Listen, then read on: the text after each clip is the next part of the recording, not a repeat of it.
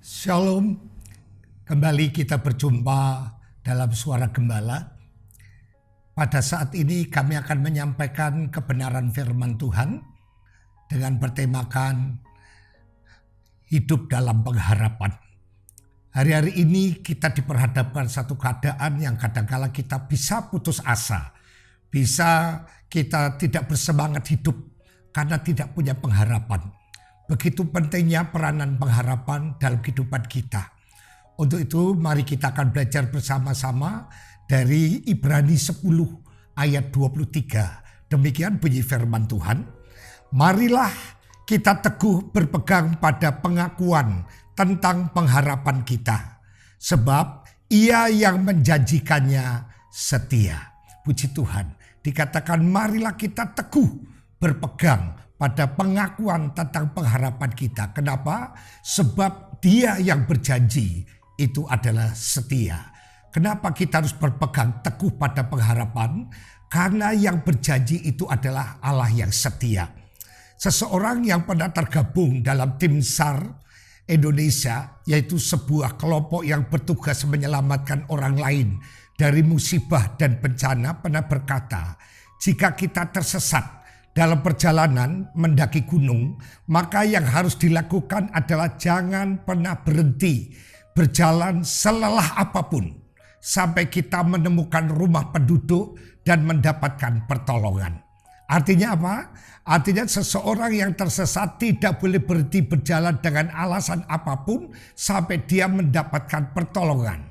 Jika berhenti karena lelah, biasanya akan tergoda untuk duduk di tanah bahkan berbaring. Dan jika hal itu terjadi, maka tanah akan menyerap panas tubuh dan hal itu bisa menyebabkan kematian. Cukup banyak atau sering ditemukan para pendaki gunung yang meninggal dalam keadaan duduk. Padahal hanya beberapa ratus meter ke depan ada perkampungan penduduk yang bisa memberikan pertolongan.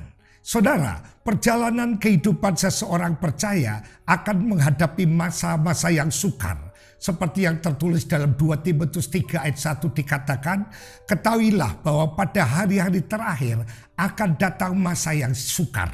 Saudara, situasi dan kondisi di dunia ini akan semakin memburuk di hari-hari terakhir ini. Seperti misalnya meningkatnya kejahatan, standar moral yang semakin turun, kehidupan finansial yang serba sulit, bahkan tingkat kesehatan dan kesejahteraan yang semakin menurun, dan juga penyesatan yang terjadi semakin banyak. Saudara, kondisi yang semakin sulit ini menyebabkan banyak orang kehilangan imannya kepada Tuhan dan mengalami goncangan dalam hati dan pikirannya. Dan pada saat seperti itu, apakah yang harus dilakukan? Sama seperti kisah yang saya sampaikan, seorang pendaki gunung yang sedang dalam kesulitan harus terus berjalan sampai menemukan pertolongan.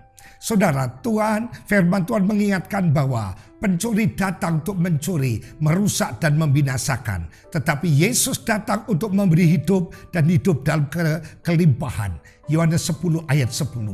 Hanya oleh karena Kristus, saudara dan saya memiliki pengharapan baru yang memberikan kekuatan untuk terus berjalan dalam iman sampai saudara memperoleh kegenapan janji yang sempurna di dalam kekekalan.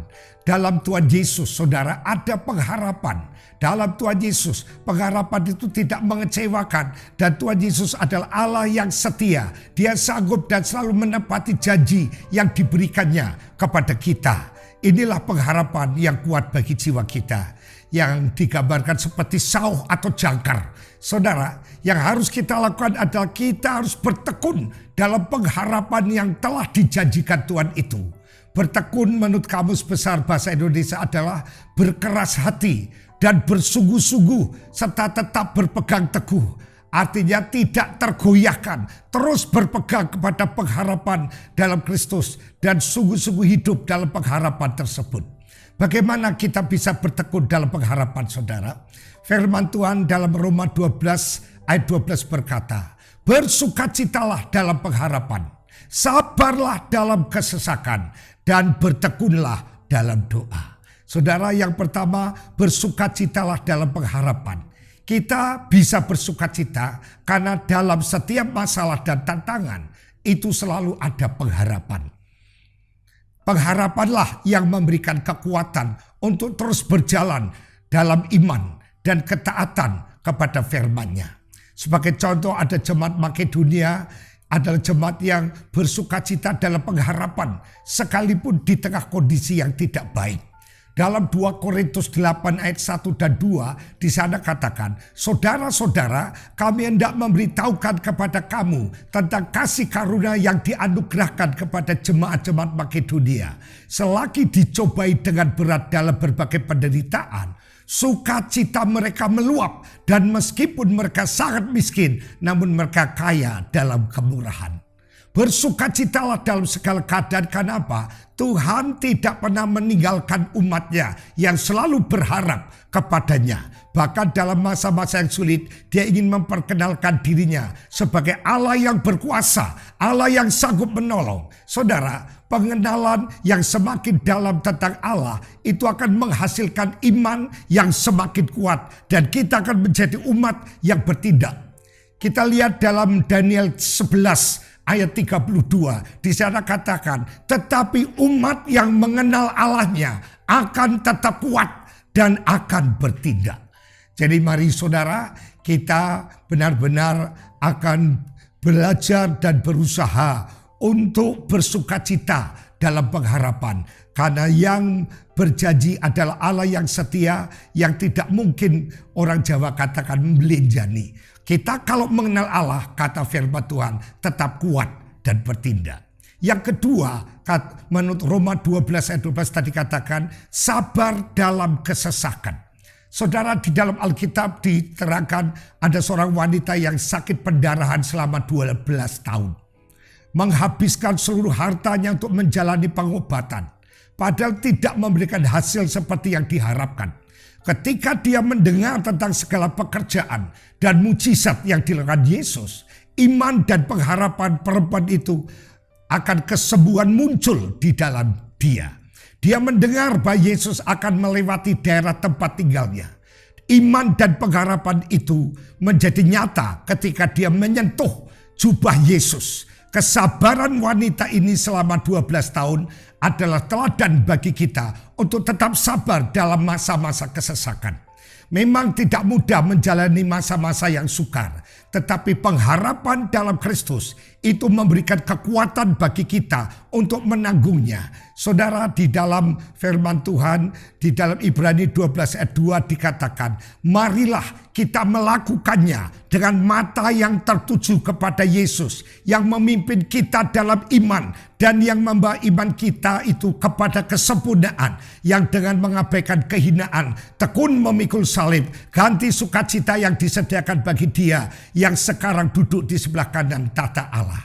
Saudara, mari tujukan mata saudara dan saya kepada Yesus yang memampukan kita tuh sabar dalam masa sulit.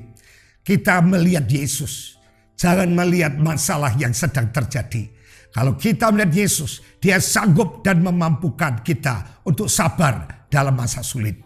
Yang ketiga, menurut Roma 12 ayat 12 adalah bertekun di dalam doa. Ingat dalam Matius 7 ayat 7 dikatakan, mintalah maka akan diberikan kepadamu. Carilah maka kamu akan mendapat. Ketuklah maka pintu akan dibukakan bagimu. Saudara, kata minta, cari, dan ketuk itu adalah kata kerja dilakukan secara terus-menerus sampai menghasilkan sesuatu. Karena itu berdoalah dengan tekun sampai Tuhan itu menjawab doa kita. Seorang janda dalam perumpamaan Tuhan Yesus yang diceritakan dalam Lukas 18 ayat 1 sampai 8, di mana dia memiliki masalah ingin dibenarkan, datang kepada seorang hakim. Ternyata hakim itu tidak takut Tuhan dan tidak takut pada manusia. Dia datang sekali ditolak, 2 kali ditolak, 3 kali ditolak, 4, 5, 6, mungkin 10 kali ditolak. Tapi lama-kelamaan hakim itu berkata, kalau saya biarkan, dia akan menyusahkan saya. Dah, katakan pada janda itu, hei janda, apa yang ingin kau inginkan daripadaku? Maka saudara janda berkata, benarkan saya karena saya tidak merasa melakukan itu dan tidak bersalah. Maka hakim berkata, baik, engkau dinyatakan benar dan bebas dari dakwaan. Dan janda itu pulang dengan keadaan terbebas dari dakwaan dan hukuman. Karena apa? Dia tekun datang kepada hakim. Tidak peduli hakim itu tidak takut Tuhan atau manusia. Yang penting saya mau datang terus, datang terus, datang terus. Ada pepatah, sekeras-kerasnya batu, kalau tiap hari kena air, lama-lama akan pecah. Sekeras-kerasnya hati manusia, kalau didatangi terus, lama-lama akan luluh. Kalau manusia yang jahat, yang bengis, yang sadis pun bisa luluh dengan ketelatenan seorang janda yang terus-menerus datang. Apalagi Bapa kita di surga. Kalau kita datang, minta, cari, dan ketuk terus, saya percaya Allah akan mendengar dan mengabulkan segala doa kita. Sekalipun seperti hakim itu tidak takut terhadap siapapun. Tapi karena ketekunan janda ini, akhirnya memutuskan untuk membelanya. Tuhan akan membenarkan orang pilihannya yang terus-menerus berdoa dalam ketekunan. Saudara, kekuatan doa tidak hanya untuk menghasilkan jawaban doa, tetapi juga membentuk orang berdoa memiliki karakter Kristus dalam dirinya. Semakin banyak berdoa, maka semakin intim hubungan kita dengan Tuhan, dan keintiman itu akan mengubah diri saudara dan saya. Mungkin pada malam hari ini kita seperti menghadapi masalah seperti janda, dan sepertinya kita sudah berdoa berulang-ulang, tidak ada efeknya sama sekali, tidak ngefek sama sekali doa kita. Tapi teruskan saudara, kita lihat seorang hakim yang sangat bengis ini bisa diluluhkan karena ketekunan janda ini. Saya percaya Bapa di sorga akan tersentuh hatimu kalau siang dan malam datang menghampiri hadirat Tuhan. Dia akan segera membenarkan, menjawab, mengabulkan semua doa-doa kita. Saudara, mari tetap memiliki pengharapan saudara. Kita tetap bersuka cita dalam pengharapan. Kita tetap, saudaraku yang kekasih, kuat dalam iman dan tekun dalam doa. Saya percaya masalah apapun akan segera terselesaikan kalau kita memiliki tiga hal ini. Tetap saudara punya pengharapan di dalam, saudaraku yang kekasih, kesusahan, dan tetap beriman dan tetap berdoa. Tiga komponen ini yang akan menjebolkan bendungan yang tersumbat selama ini. Hari ini juga saudara akan diserbu berkat Tuhan, diserbu mujizat Tuhan, dijamah oleh kuasa Tuhan. Kalau ada yang sakit, saya percaya Tuhan akan sembuhkan penyakit saudara. Kalau ada yang lemah, saudara akan dapat kekuatan baru. Kalau ada yang susah, Tuhan akan memberikan pengharapan. Mungkin pada saat saudara mendengar suara gembala ini, saudara saat ini sedang berada dalam masalah yang berat sekali. Dan saudara sudah lelah, sudah capek.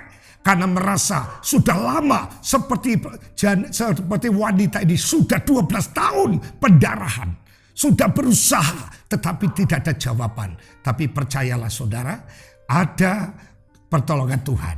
Allah akan menjadikan segala sesuatunya itu indah pada waktunya. Mari, saya ingin berdoa bagi pergumulan saudara. Kalau ada yang susah, ada yang dalam beban yang berat, mari saudara letakkan tangan saudara pada bagian dada saudara. Dan jikalau ada yang sakit juga berdoa. Saya percaya Tuhan ada di tengah-tengah kita. Doa orang benar kalau disertai iman yang sungguh besar khasiatnya. Mari sama-sama kita berdoa. Bapa kami yang bertata di dalam surga, demi nama Tuhan kami Yesus Kristus, malam hari ini hamba-Mu sudah menyampaikan isi hatimu, firman Allah, di mana kami berpegang teguh pada pengharapan kami. Apa yang pernah kami yakini tentang pengharapan ini tidak pernah kami lepaskan sampai apa yang kami harapkan menjadi kenyataan.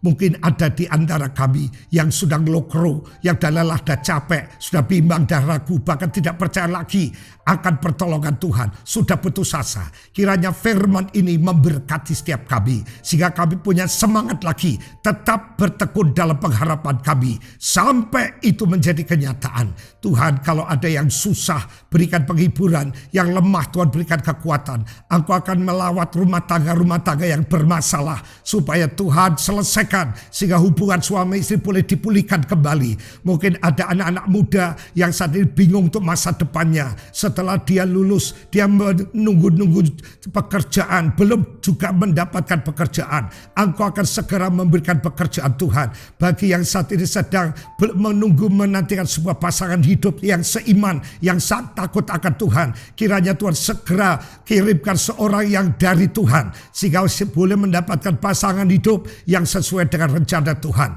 Kalau ada di antara kami yang mendengar suara gembala yang disakit Tuhan, apapun penyakitnya, kami percaya Tuhan Yesus adalah dokter di atas segala dokter, tabib di atas segala tabib. Bagi Allah tidak ada yang mustahil. Mujizat masih ada. Tuhan Yesus tetap sama dahulu, kemarin, hari ini, besok, sampai selamanya. Kiranya kau melihat tangan-tangan iman yang diletakkan pada bagian tubuh yang sakit, baik yang menyerang bagian kepala, panca indera, yang menyerang bagian jantung, liver, ginjal, paru-paru, pankreas, bahkan seluruh saraf-saraf.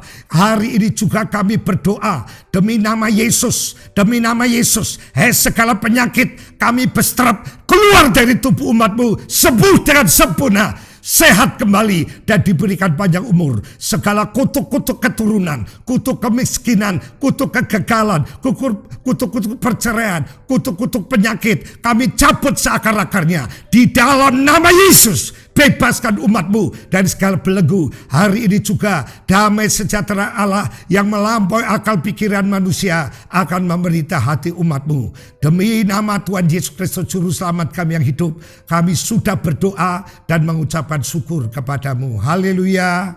Amin. Puji Tuhan, Tuhan Yesus memberkati. Sampai jumpa di Suara Gembala yang akan datang. Amin.